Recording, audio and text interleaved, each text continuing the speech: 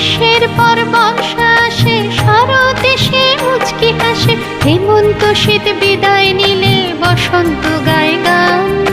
12 মাসে 6টি ঋতু জোড়ায় মোদের প্রাণ।